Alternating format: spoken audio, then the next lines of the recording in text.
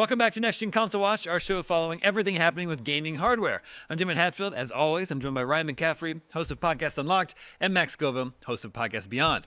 And last week, we were discussing the Xbox Game Pass 50% price hike and how it seems the days of easily calling Game Pass the best deal in gaming are over. It was a very bad week for Xbox. Nobody was happy about the increase. All the grumbling led to an alleged Xbox insider claiming Microsoft's future Xbox hardware plans have become less sure, and that the future of Xbox was software publishing, that it would go the way of Sega. And to be fair, it has enjoyed a lot of success publishing its games on PlayStation this year. But Microsoft issued a statement over the weekend insisting it remains committed to Xbox consoles. It told Windows Central, "We are actively investing in our future first-party consoles and devices designed, engineered, and built by Xbox." Okay, so in spite of the fact can't sell current-gen Xboxes, some retailers won't even stock them, and it's a little hard to love the Xbox brand right now. They claim they're still working on a next-gen console. Ryan, you take their statement at face value? I do. Honestly, they need Xbox hardware, and they need it to be somewhat successful so that they have a larger pool of people to sell Game Pass subscriptions to. Because if not, if they were to just go full third-party software only, well, Nintendo's not going to be offering Game Pass on Nintendo hardware. And Sony certainly is not going to be offering Xbox Game Pass on PlayStation 5. And they'd be left with PC Game Pass, which, while not nothing, it's a whole lot less than what they would have with a healthy console ecosystem. So, yeah, they signed that deal with AMD that was announced, 2-3 months ago, and we're going to get at least one more proper generation of hardware before gaming maybe inevitably moves into the cloud entirely. But yeah, I absolutely take Xbox at face value on this one. I don't think they're going to be handing off Xbox hardware manufacturing to third parties. I don't think we're looking at a Steam machine situation here. It's interesting you mentioned cloud gaming. That sort of like would soften the blow, I think, if they were to exit the hardware market. It'd be sort of a handy excuse saying like, hardware isn't as needed anymore. But Max, Sony is much more of a hardware company than Microsoft is, which is traditionally mostly been a software company.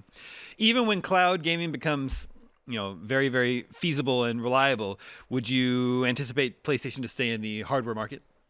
I think definitely. I mean, Sony's a consumer electronics company. That's what they do. They've been doing that since like the 50s earlier. They've been around for a while. They make things. They make physical things.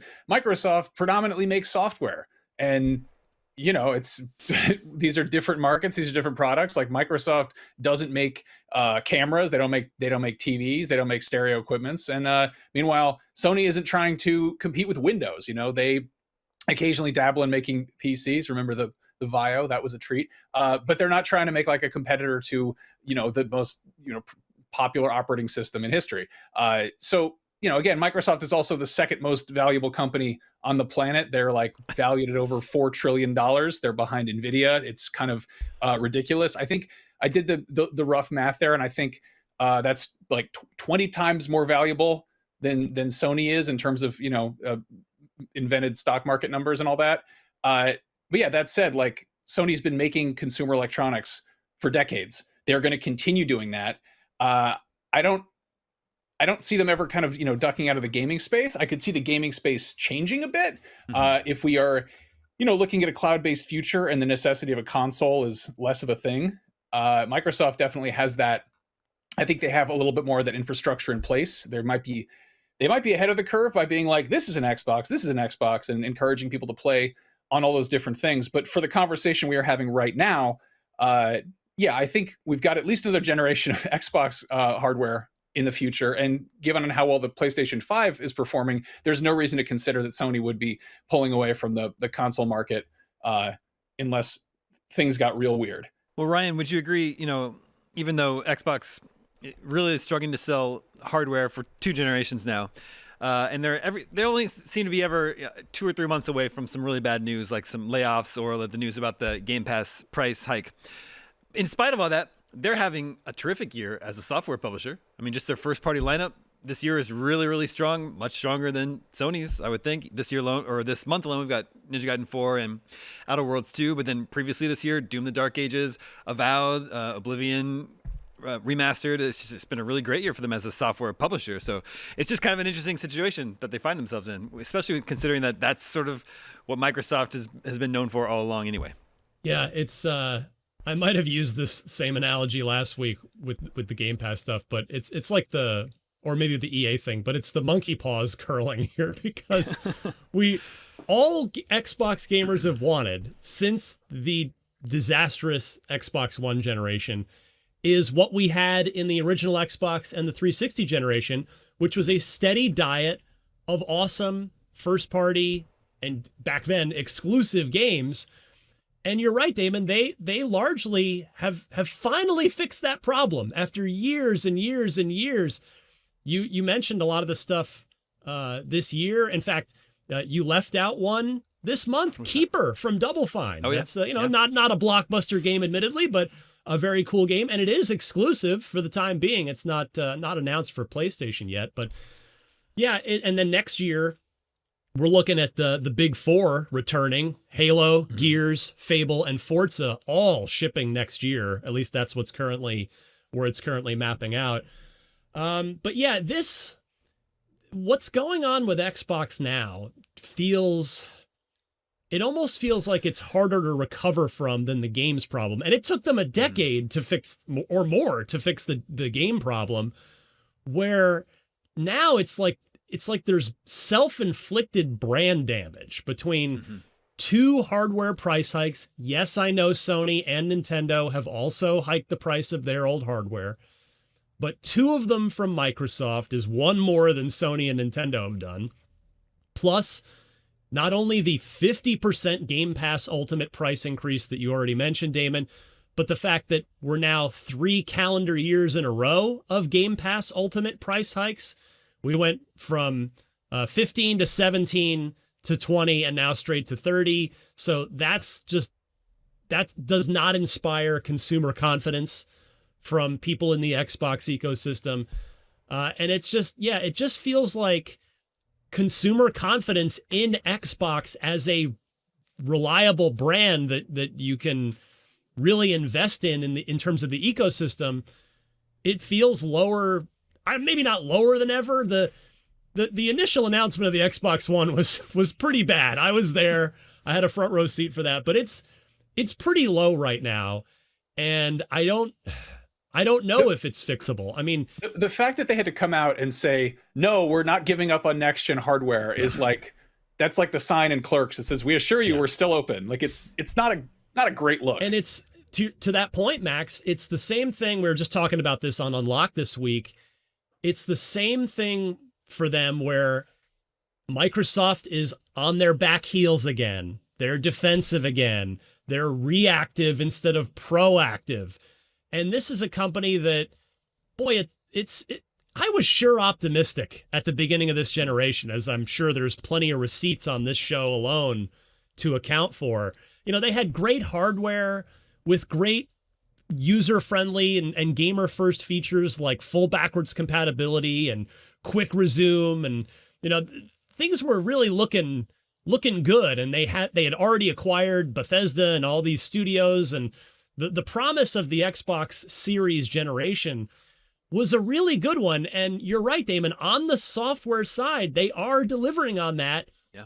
But it's everything else about the brand, everything else around the games that's just crumbling right now in terms of, again, that ever important consumer confidence. Now, as you mentioned, they're shipping 3 hopeful bangers this month. I mean, I've played 2 of them. Outer Worlds 2 is awesome based on what I've played so far, and Obsidian's track record's great. And Ninja Gaiden 4, according to what I've played and what some other folks around the media space have played, we all think it's on an awesome track. So, and then Keeper, you've got a great track record from Double Fine. So, maybe in a month from now, things are looking up, because we're in this world where in any field, in any way, whether it's politics, business, hobbies, sports, and things turn on a dime in this, social media age, social media fueled age. But yeah, right now Xbox is kind of back in the doldrums again. And I hope they can find their way out, because I think the industry is a better place with them in it as a strong competitor. And I think just it's more fun for me as the guy hosting the Xbox podcast around here. Yeah. That's why I wonder, whenever they announce the new hardware, if they announce it today, how do they get people excited about it? That's a great question. I stopped for a second because I thought it was just a rhetorical question, but no, Damon's actually asking me this. Well, the rumors have been that it's going to be basically like a set-top console version of the Xbox ROG Ally X that's coming out next week, in that it is effectively a PC that's in a console shape that can connect to multiple storefronts. Obviously the Xbox storefront, but also Steam, Epic, etc. And so if that's the way they're going to go, then I mean, they've lost the sort of traditional console battle to Sony. That happened a while ago, and it's only gotten worse this generation, unfortunately for them. But the PC market's growing. So if you can, you're probably not going to be convincing PlayStation gamers to buy the next generation Xbox. But then again, I mean, that's why Microsoft's putting a lot of their stuff on PlayStation, because they know they're not going to convince those people. But maybe you can convince PC gamers to buy a relatively affordably priced and relatively powerful set-top box that can still connect to Steam and your Steam library, and can connect and can play Xbox stuff. So it's if that's the way they're going to go, it might be the smartest move available to them. Max, do you think that would give Sony cause for concern if the next Xbox is friendly to PC players and could move PC players? I think so. I think if Xbox is putting out a box that lets you, in a very roundabout way, play some PC ports of PlayStation exclusives, and I mean, I think just Microsoft effectively buddying up with Steam, who I'm sure they'd be a little bit irked because they're putting out their own hardware now. But yeah, if you have an Xbox, it's also a Steam box and also an Epic Games box and whatever else you feel like doing with it. That's an interesting proposition. Whereas, Sony is, historically they're very proprietary. They like it when you do Sony things. They like when you stay inside that walled garden and keep things kind of straightforward there. If their next gen thing is a more powerful PS5 that's also sort of a Switch like, that's an interesting dynamic there. That said, I feel like we are at a weird point with hardware where next gen is only sort of just now clicking. We've had so much cross-gen stuff that I think a lot of people are just going to be, I think it's going to be a hard sell for anybody for next gen. I think it's specifically in a weird spot where consoles are decreasingly necessary devices. And if you're going to be throwing, close to $1,000 at a purchase, then maybe save up more and get a PC and you can use it for other stuff too. Or, get some doodads to clip on the side of your phone so you can do cloud streaming or what have you. But yeah, we're in a weird spot now where the hardware is pretty powerful. It's going to be impressive to see what they can add that will really improve the overall experience or really get people to pay attention without squinting and looking at, literally paying attention to how many leaves are on the trees. And I think it's going to have to be like stuff that more features that react to how people use this hardware. I mean, you look at, the PS2 was massively successful largely because it was a DVD player at a time when people were like, maybe I should get one of these things. But now we're at this point where you can stream everything on everything. You can play, console games on your phone. You can play console games streamed to your TV with a controller plugged into nothing. So how do you get people to spend a few $100 on a box that is just for playing games on your TV? Yeah, it's a good question. Getting back to this Game Pass Ultimate price hike for a moment, they tried to soften the blow by saying you're getting so many games now, 75 day one games a year. But Ryan, you had an interesting idea at how they could possibly keep the cost down if there was a tier, instead of giving every game day one, right? It was kind of like a voucher system where you could select which ones you wanted to receive on day one. Can you sort of explain that idea? Yeah, I mean, I'm just an idiot. I don't know anything. I don't know how Microsoft, how the whole business model actually works with it, but Nintendo's done something like this in the past, and I just feel like if it's as bad as it feels in the online community in terms of the mass cancellations, so many people canceling Game Pass, that the cancel page crashed last week. Like, if it's really this bad, that means it's probably worse than Microsoft anticipated. So, okay, can anything be done about it? Well, Microsoft's a big ship that kind of takes a long time to turn and pivot. But we've also seen them pivot when the community really, really reacts strongly negatively to things they've done before. Anybody can remember back to the reveal of the Xbox One when they said it needs to be online all the time. There's going to be a once every 24-hour check-in or whatever it was, and otherwise your games aren't going to work. And today, that probably nobody would bat an eyelash at that, but back then the market was not ready for that, and they reacted extremely loudly, and Microsoft backed off of that before they even shipped the console. Like, they turned tail on that pretty quickly. And even after the console shipped and things still went pretty badly because it was $100 more than the more powerful PlayStation 4, well, Phil Spencer came in after Microsoft cleaned house of the Don Matrick regime.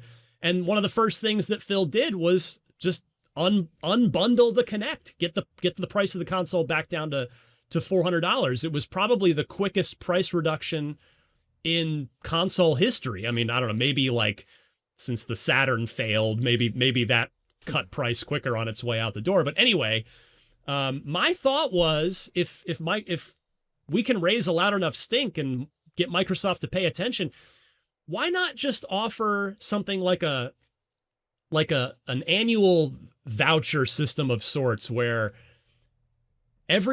let's say every 90 days you're subscribed to Game Pass, or just for every year, at the medium tier, that premium $15 a month tier, you get 4 day one downloads.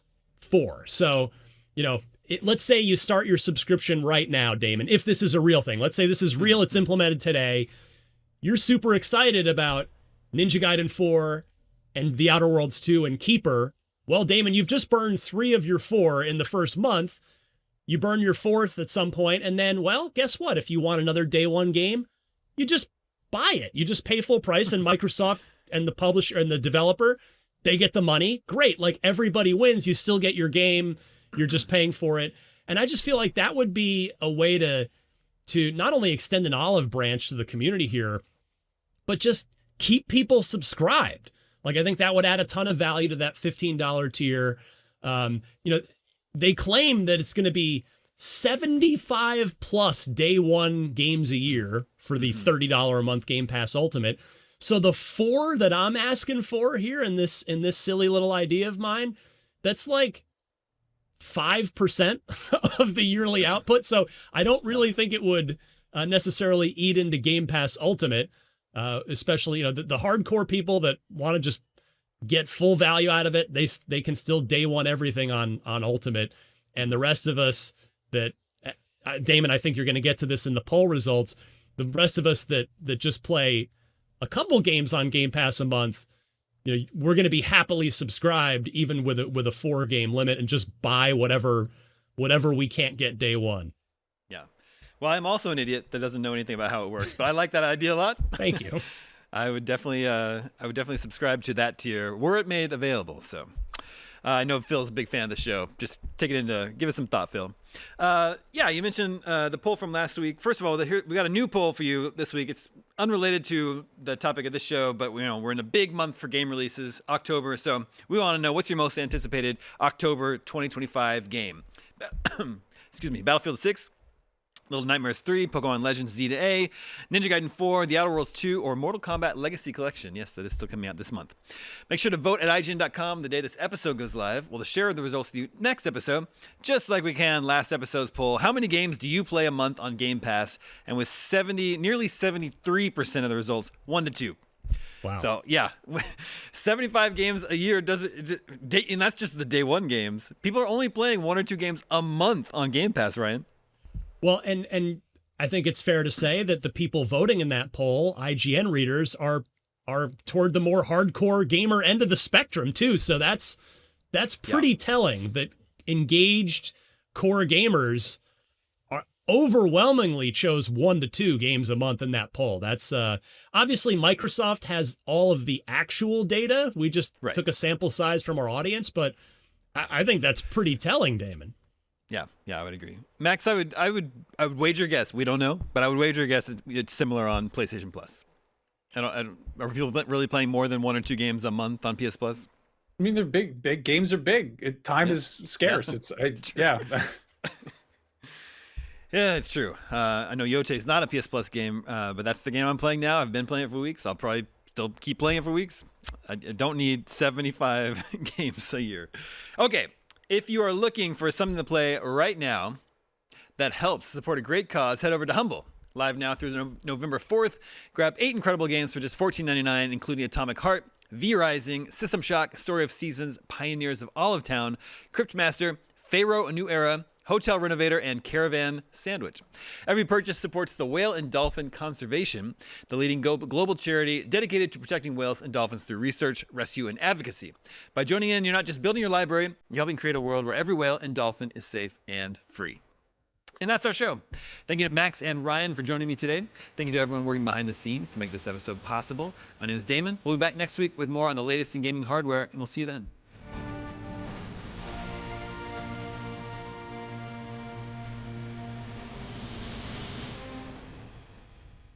This episode of Next Gen Console Watch was produced by myself, Damon Hatfield, and Jobert Atienza. Technical direction is by Jobert Atienza, with technical production by Marian Franzen and Amir Rakib. Audio engineering is handled by Amir Rakib. Post-production editing is by Jobert Atienza, and graphic design is by Justin Vachon. Next Gen Console Watch is an IGN production and part of the Geek Media Network.